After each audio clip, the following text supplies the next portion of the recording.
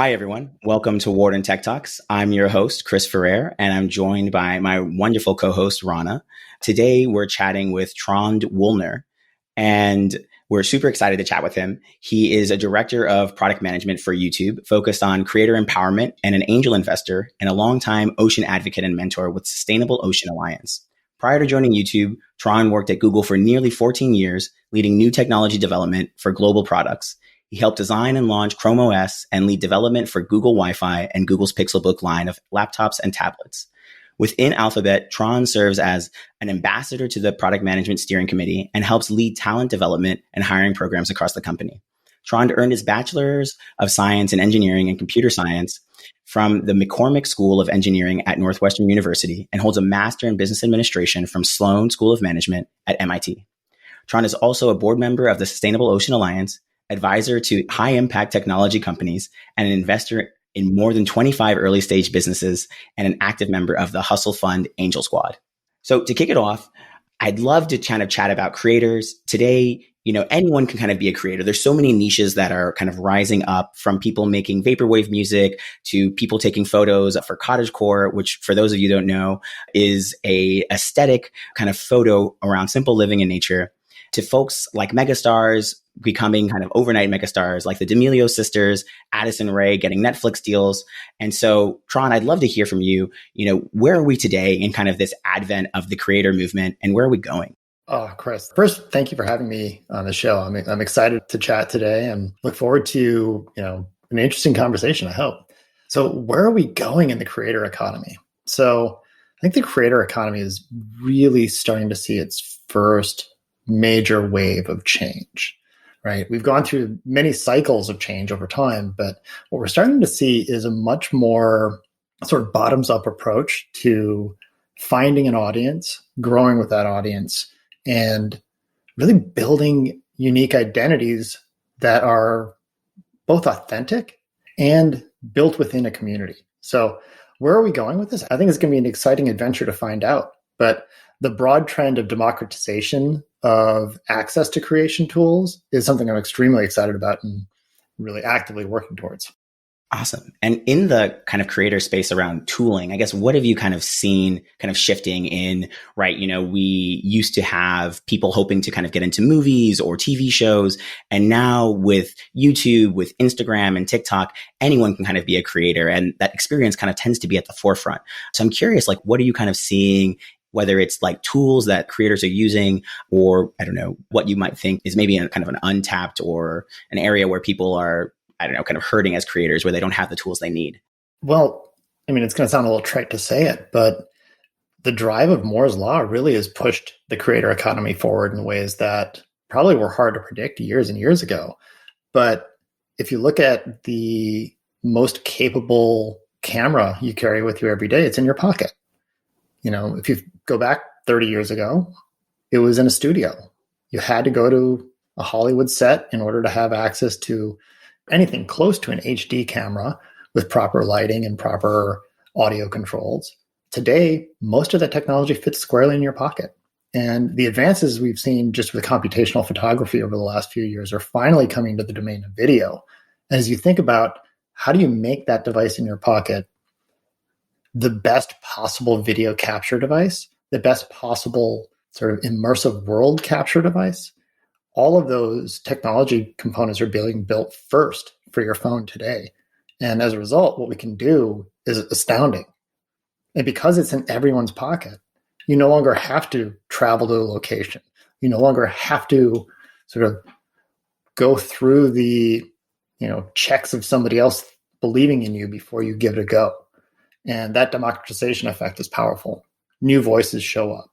Anybody with a phone can truly share their voice with the world. Yeah, it's so kind of freeing to have kind of just, the tools that you need in your pocket. I know I've been taking a lot of photos and videos of food. And so it's been really easy, right, to kind of take those as I'm cooking, just kind of whipping out my phone. And then even after I kind of, record, I can edit it, whether it's in, tools that say like TikTok has, or, there are free tools out there today that make it really easy. But right, there's this really cool shift to being able to edit on your phone or be able to create on your phone. Whereas in the past, you might, sit in front of a desktop laptop, worry that you don't have the computing power to do it, and need to learn, a confusing app like, I don't know, Adobe Premiere Pro or something like that. But now it's becoming, dead simple. And many times apps they're kind of taking away many of the manual things that you needed to do in the past, whether that was removing echo or, stabilizing your video. So it's really exciting now that, wherever you are in the world, as long as you have a phone and maybe a couple apps,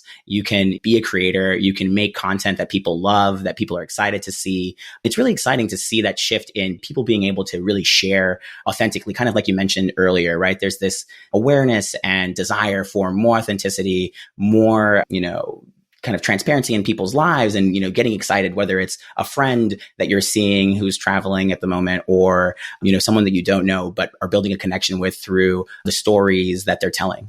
Absolutely. And what's interesting is when you think about a lot of these platforms and a lot of these capabilities, so long we get focused on the technology and the tools and the capabilities of these tools and apps, et cetera.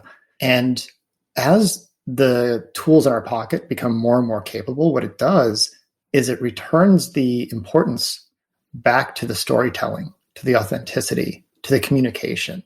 And that's the part that I find really exciting, is how do you help people communicate their authentic selves as effectively as possible and give them the tools that allow them to focus on that storytelling and that community building and the part of it that they love.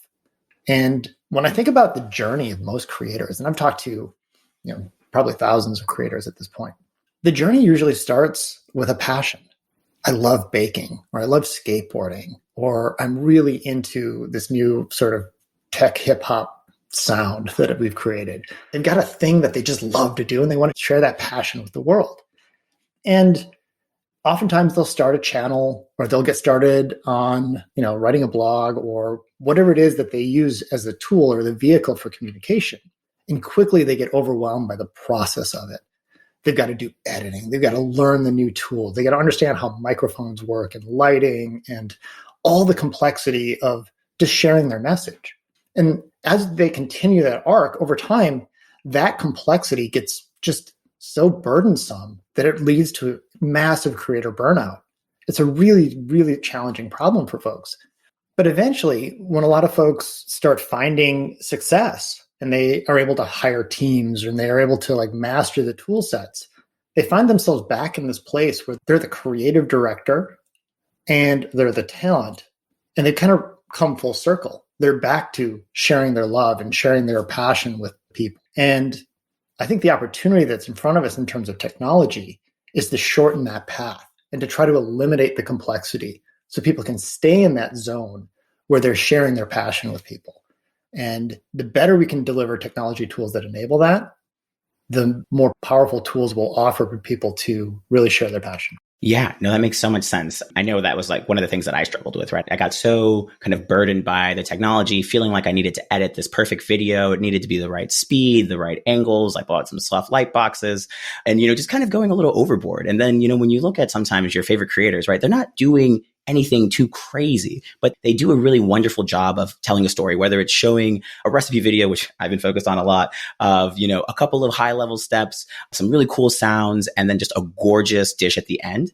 And it's kind of interesting, right? That shift towards even say short form content, which initially I thought might not be that hard. I'm like, oh, only a minute video, no problem. But actually, right, it's like editing anything. Actually, the kind of beauty is in the editing, and sometimes the editing takes the most time.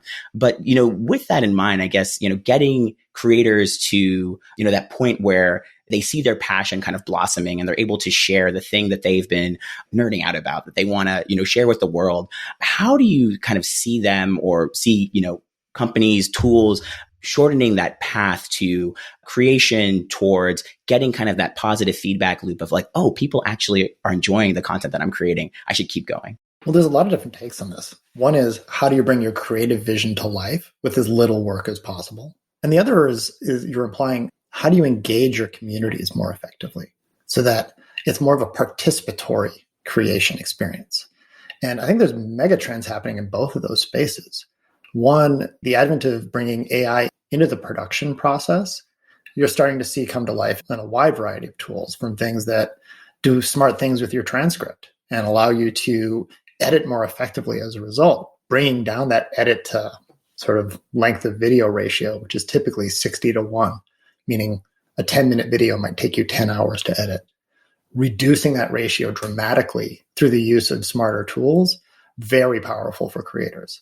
And on the flip side of this, engaging communities more effectively so that the communities themselves find the opportunity to create, and you build a flywheel between creators and consumers that is participatory and both engages the community in the creation process, but also inspires the creators with the ideas and the energy from their communities. So both trends are picking up speed and I think are going to profoundly change how creation works in the future. So Trond, I think that's a really interesting few points that you made. Just obviously creators are getting more capable as the tools get better and they're able to spend less time in the editing and more time creating product for everyone to be able to view. Another, I think, challenge that creators have been having is also like on the monetization side. So creators are really interested in monetizing their creations, their videos, their content, whether that's, baking or, they're influencers in the restaurant scene, what have you. So I guess, what are some of the challenges you've seen creators bring forth in that? And what are some of the solutions and trends you're seeing going forward to make that more accessible for them to actually be able to monetize their work? Yeah, creator monetization, I think, is one of the most empowering pieces of the equation. And I don't think there's a simple formula to getting it absolutely dialed in, but there's a lot of different ways to look at it. Lee Jin's work, if you're familiar with it, about how you can have basically a community of 100 of really deeply passionate followers help support you as a creator, and using some of that insight to build up towards a creator middle class where there is more accessible avenues for monetization of your work is, I think, really empowering for creators. And I think we're starting to see, actually, we've been seeing this for ages, creators diversifying the platforms that they're on for a few reasons. One, they want to make sure that they've got access to the largest audience they possibly can have, because larger audiences tend to monetize better. But also have avenues through which they can deeply monetize the strong relationships that they have with their best fans. And I think platforms are really trying to be thoughtful about how we can offer a diverse range of different monetization avenues for creators so that they can, make the most of the work they put in. So, things from direct subscriptions, which you see in a lot of different locations, to building courses, to offering branded merchandise or custom merchandise or digital downloads, or you name it. There's a wide range of different avenues that creators can pursue today that can build into a real business and a real brand. I think some of the challenge with this is very similar to the creative challenge we talked about a moment ago, where all of a sudden a creator who's passionate about baking now is running an entire, basically small business with different revenue channels that you need to optimize and manage and deal with. And the complexity goes way up again. So I think some of the challenges we're going to face in the future is how do you help creators navigate that environment as effectively as possible? Yeah, that's really interesting. I've never actually heard the phrase creator middle class growing. And I think that kind of puts into perspective how large of a community that it's becoming. And I really thought it was interesting how you brought up, a lot of these creators are on a lot of different platforms. So you'll see people on, YouTube, Instagram, TikTok, Twitter, everything that they can be on possible. And maybe part of that seems like they're trying to figure out, again, reach the larger audience, but how can they monetize it and actually share their passion? So I guess from the perspective of one of those, and maybe the main avenue where we're seeing a lot of people post their content at YouTube, how do you view YouTube in terms of giving those people those opportunities to monetize and kind of spread their content? And what do you see as like the future of bringing that to the creator middle class that's just growing every day? I mean, my friend just quit her engineering job and now she's a yoga instructor posting her videos on YouTube, and she also has a course. So I think a lot of people are getting into the space and they want to know, what are these platforms doing and what the future looks like. I think broadly speaking, YouTube cares deeply about helping support the journey of creation.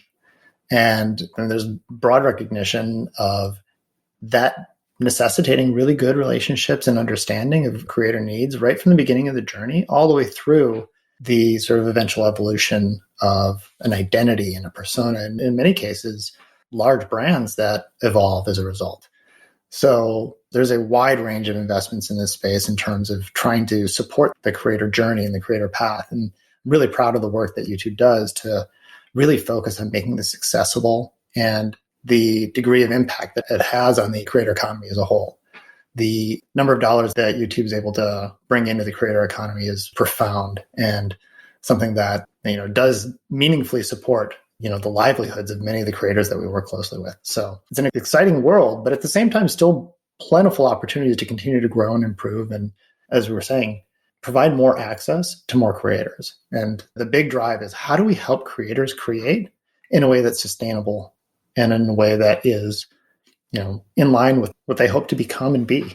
Yeah, I think, with that kind of like 100 fans, concept, right? It's really interesting to think about how platforms like YouTube, give creators a great amount of exposure to, help find those fans that are really going to resonate with their content. And then, they can reuse, say, the YouTube video that they made. If it was long form, make it short form for TikTok, repost that on Instagram.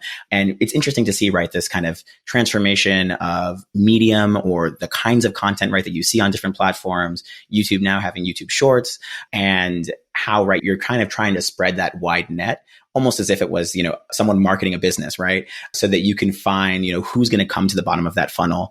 And, with the kind of idea of the middle class of creators, it's interesting, right, to think of these kind of micro influencers who, might have a smaller following than, someone like a Kim Kardashian or something like that, but their engagement is really high, right? They kind of create authentic, really, really niche content for a group that they find that, really resonates with them. And many times, right, these individuals have a hard time finding that content anywhere else. And so they get really excited and, right, they want to be one of those 100 fans that can more deeply connect with those creators in, various formats. And so I think it's so interesting to see, what those kind of formats that are coming to the fore look like, right? We see things like Cameo, we see things like AMAs on Reddit, but I think it's interesting to see, one company I think I'm really excited about is called Circle, that kind of helps creators build kind of communities, right? Whether it's they want to offer classes or events, it kind of becomes a home for them to more easily kind of monetize, provide access to communities. We even see, NFTs these days being more than just art, but an opportunity to create a community around, some folks that are really excited and passionate about a certain area.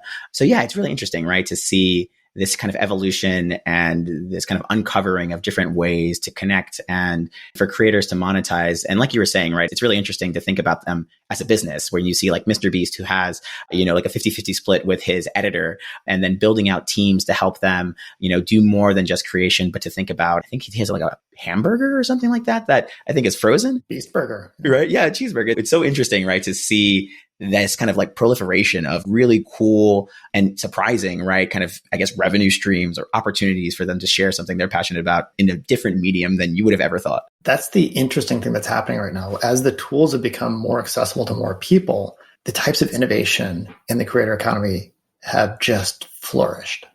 So you named a handful of just really exciting new businesses that have sprung up as a result of the creator economy starting to grow and really take hold in our sort of central point of view. And I'm excited for how this will continue to evolve. I think we're just at the beginning of this journey, and there's so many opportunities to continue to help creators build businesses and help creators express themselves, and to do so more simply and to larger audiences in more novel ways.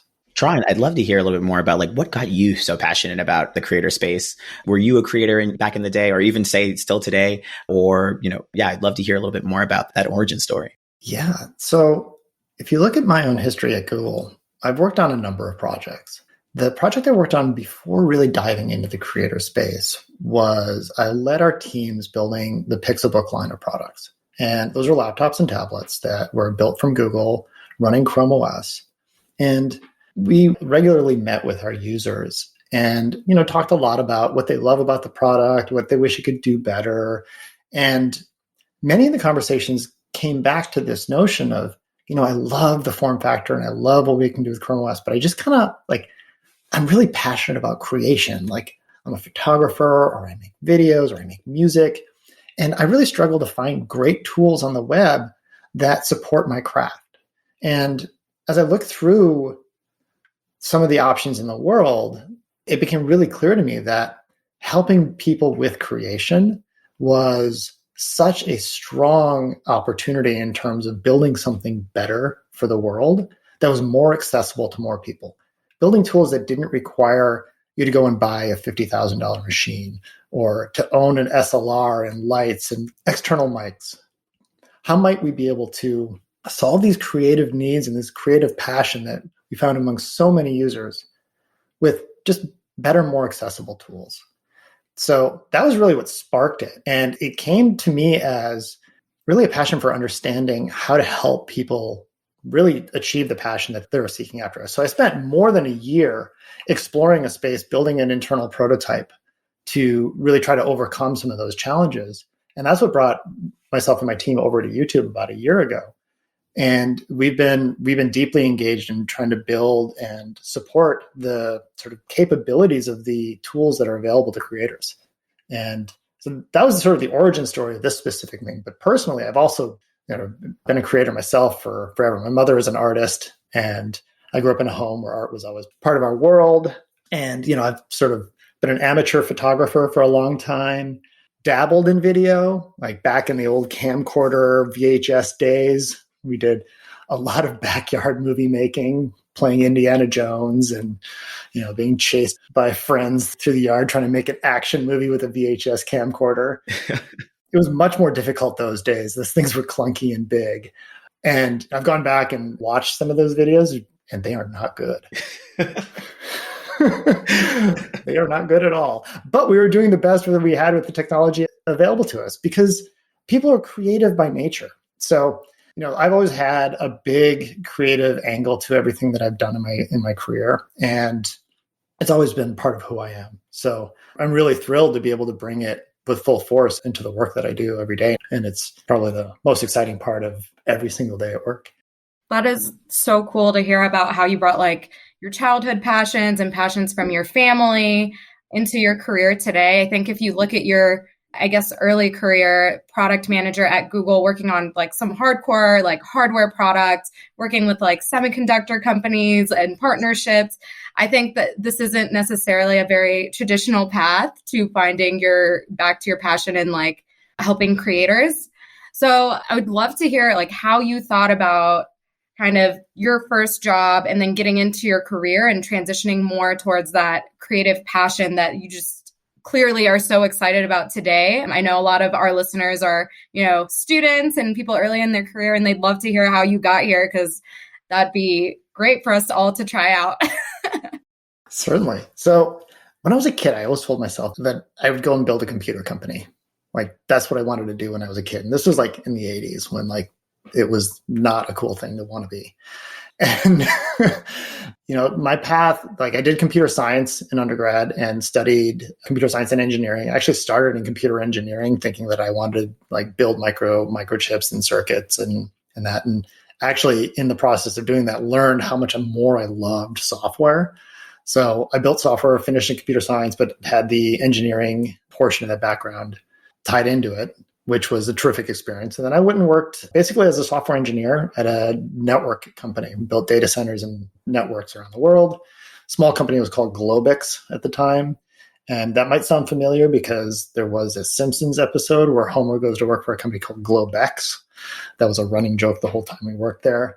I learned a lot in that experience. I spent 5 years there. And, the company went through, this was early 2000 bubble territory.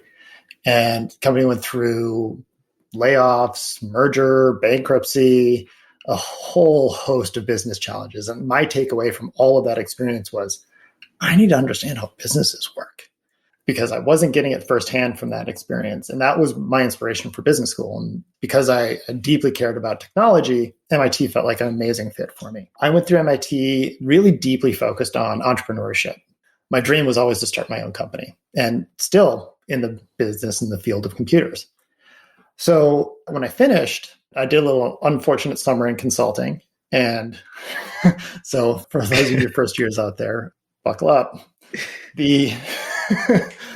I came back from that summer. I was like, yeah, consulting's not what I want to do. And I applied primarily to technology companies. I had a few options and chose to come to Google in 2007, largely to work for Sheryl Sandberg. So she was running our online sales and operations group at the time. So I actually took a role in operations, working in Sheryl's org, and was allocated to a team that was focused on building our localization tools for Google. So how do you take Google's flourishing product line and make it available in every market in the world? Right? A large part of that is translation. A large part of that is operating a translation function very effectively without spending way too much money. We had emerging translation, like machine translation capabilities at the time. So it was a little bit of a challenge around that. But my own personal thinking was I'd done some self-reflection about what I'd done in my career and what I hadn't. And I really aspired to learn how to do people management well. I had never had an opportunity to do that before. And Sheryl really had a reputation and continues to have a reputation of building really strong people managers. And so my first 2 years at Google, I worked in the online sales and operations group, focused on localization and learning how to be a decent people manager. And I'll be honest, I was not very good at it. Like, it was really hard. But I'm so thankful for the people I was around and the amount of learning that I was able to take from that role, because, every opportunity I had to sort of sharpen that managerial skills and that leadership capability has really proven to be valuable every step of my career. So shortly after Sheryl left, I started poking around myself to understand sort of what it is that I wanted to do next. Like, I was working at this amazing technology company, but not really deep in the technology aspects of it. I'd had fantastic opportunities to get to know all of the different product teams across the company because of the localization work that we were doing. And in that opportunity, I got to know and met a number of the teams that were working on building a new operating system that we were calling Chrome OS. And after quite a few conversations, they invited me to join the team.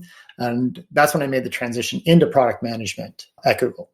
And I did that in about 2010. So it's 12 years now I've been working in product management. And I really dug in deep on learning how to build an operating system. The irony of it all is because I had transferred computer engineering to computer science in undergrad, I was able to graduate with a CS degree without ever having taken an operating systems class. And now here I am trying to figure out how to build an operating system in partnership with some of the most brilliant minds on earth thinking about these same problems.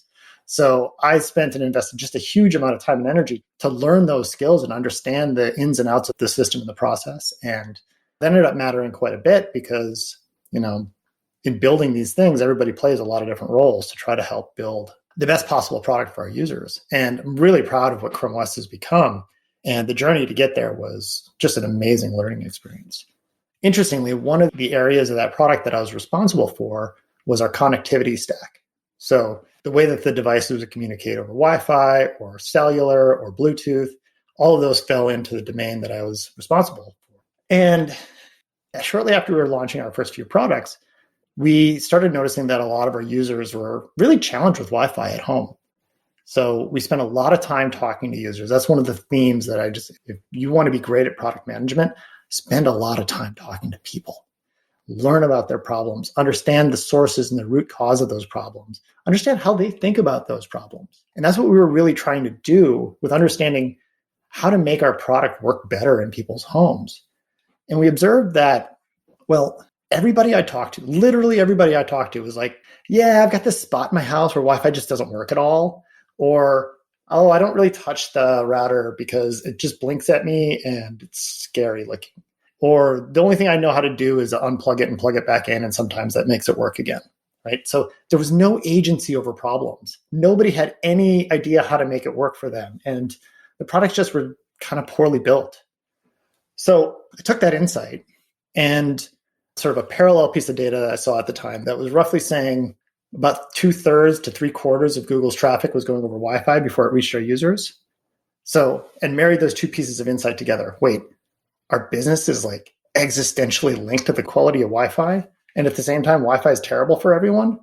Took basically that pitch to Sundar and asked for some time and some money to go and try to tackle the problem. And that ended up being the team that we formed out of that, built what became Google Wi-Fi. So the Google Wi-Fi team was just a phenomenal group of people. We put together some of the world's leading experts on how to build better Wi-Fi, built an amazing hardware platform, Our first version of the product came out with a version that was actually designed as a platform that we would work with OEM partners to ship and build. We called it OnHub. We worked with a company called TP-Link and a company called Asus who built the first two versions of that product. And user feedback was fantastic. Market feedback was a little bit more tepid. We ended up pivoting to building a first-party version of it called GoogleFi, and that's been just a phenomenal product in the market. Wow, such an interesting path. It's just so exciting to see, right, kind of how your dreams kind of as a kid kind of evolve into something similar, but something very different, right? From, computer companies with floppy disks to, hardware to creators. It's always fun to kind of see that thread. And while many times, right, it kind of looks kind of circuitous or not a straight path, it always kind of interestingly ends, many times, hopefully for most people, right, with kind of finding that passion or finding, something that really kind of makes you excited, every day.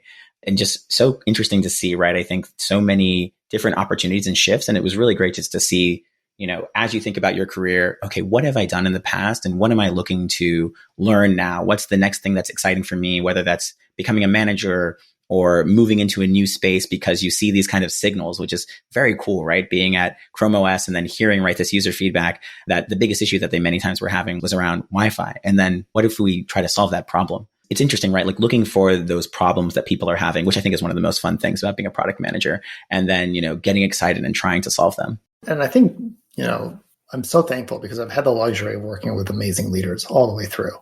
And one of the things I regularly advise people when I talk to them is, when you're looking at a new job, think about who the leaders are in that organization. Are they people you want to learn from? Do they have skills? Do they exhibit skills that you want to model and sort of shape and learn your own leadership skills based on? And I've been very thankful for, the opportunities I've had to work under some amazing leaders in this world and this organization. And that is, I think, the biggest signal for a great opportunity. Is there a leader you can learn from?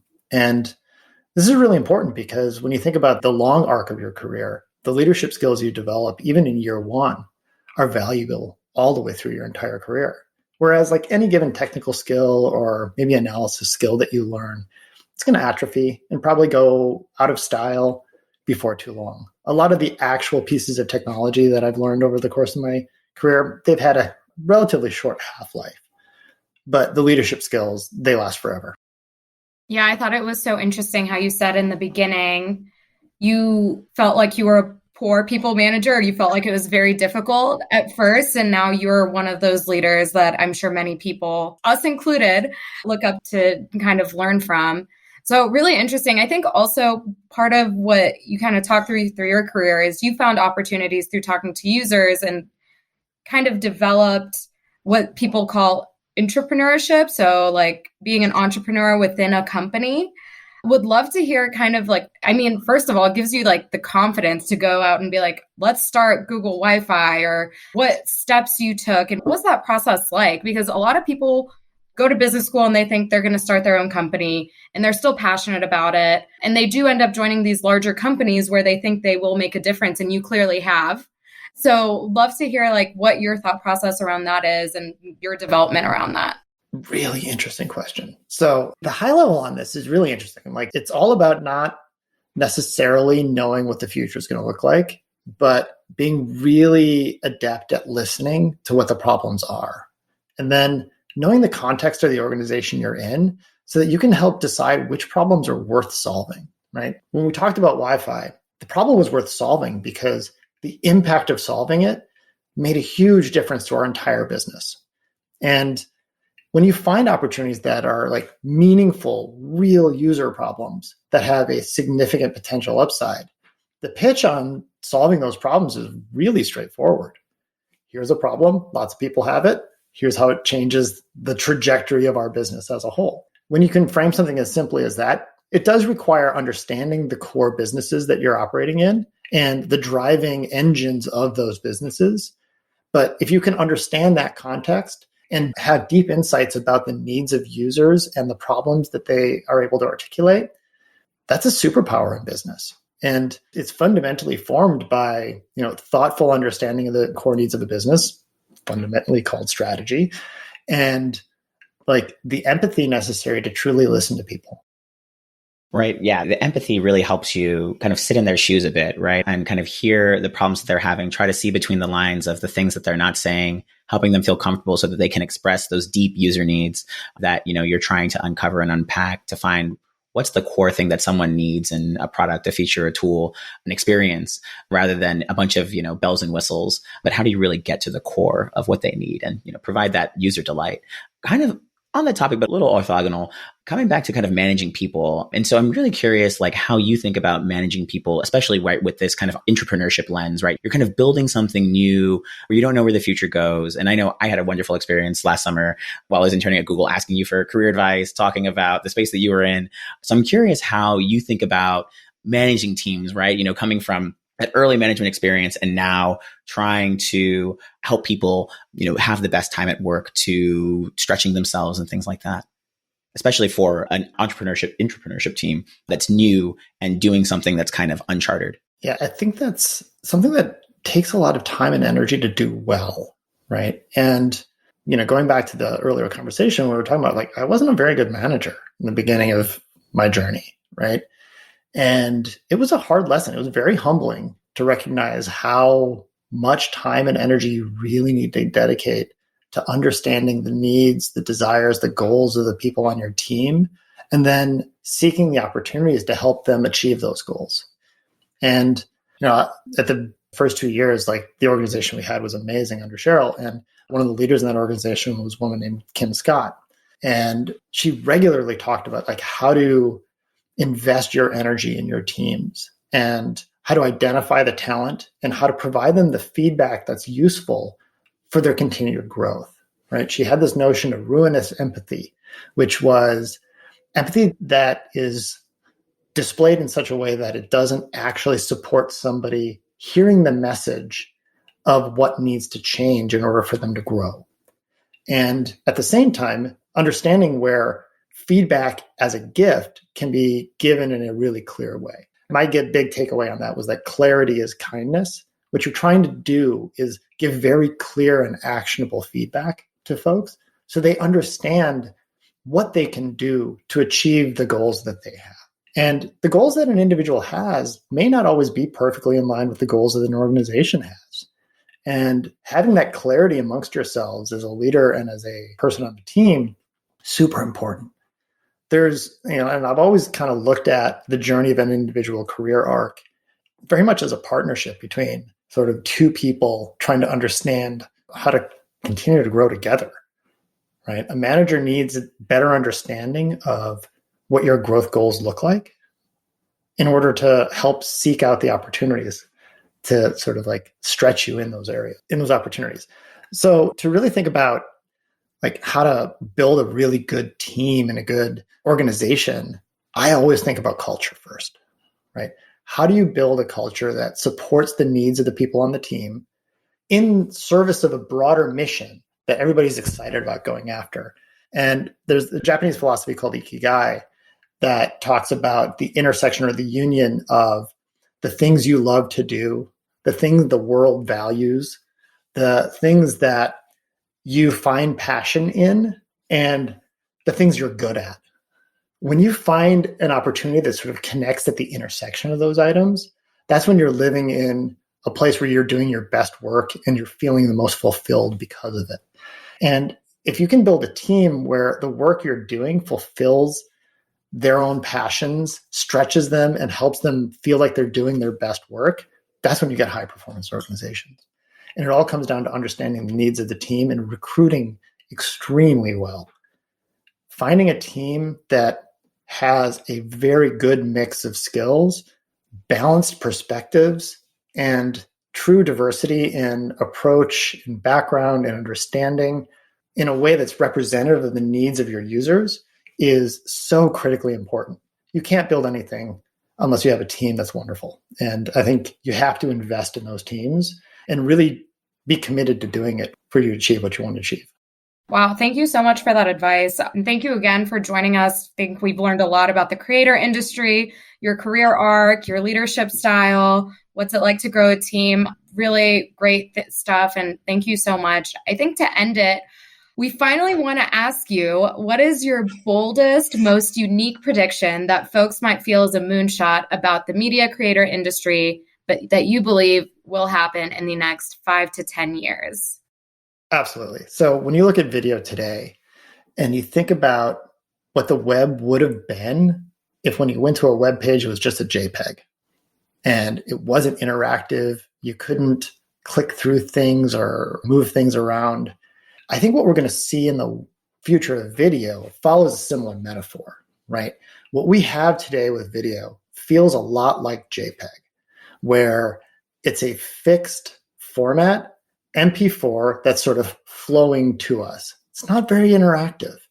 I think what we're going to see in the coming years in video is an evolution that feels similar to that change that we went through with Web 1 to Web 2, where the sort of elbow change was really around the interactivity of the format. I think we're going to see a similar evolution in video in the coming years, where the format itself is interactive. And the expectation of users is that you can interact with it in any surface that you have available to you. So we're starting to see hints of this already today.